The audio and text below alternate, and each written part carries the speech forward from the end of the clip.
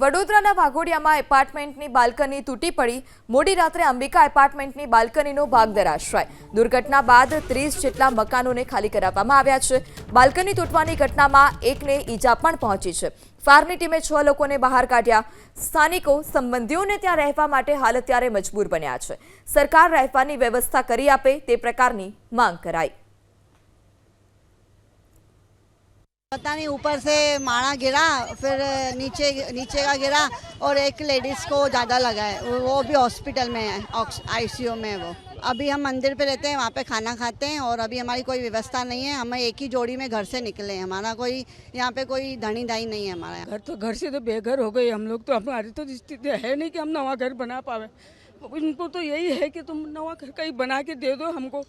हमारी हालत बहुत ख़राब है। हम एक जन कमाते हैं, 4-4 5-10 दिन खाने वाले हैं, प्राइवेट नौकरी करते हैं, बीमार के बीमारी रहते हैं।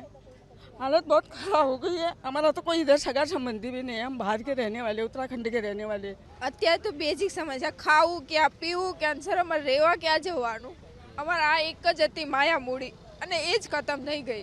સરકાર પાસે અમારી એ જ આશા છે, અમારે જે ઘર હતું એના બદલે અમને ઘર જોઈએ સર। અમે મંદિરમાં રહી રહ્યા છે, સંબંધી તો અમારા દૂર રહે છે, તો એટલે દૂર સુધી ક્યાં જવું? અને અત્યારે બધાને જ પ્રોબ્લેમ હોય, એટલે કોઈના ઘરે શું જવું? એટલે અમે તો અહીંયા મંદિરમાં જ રહી રહ્યા છે। એટલે અમને તો રહેવાની વ્યવસ્થા જોઈએ, અમારા ઘરની સામે ઘર જ જોઈએ છે અમને।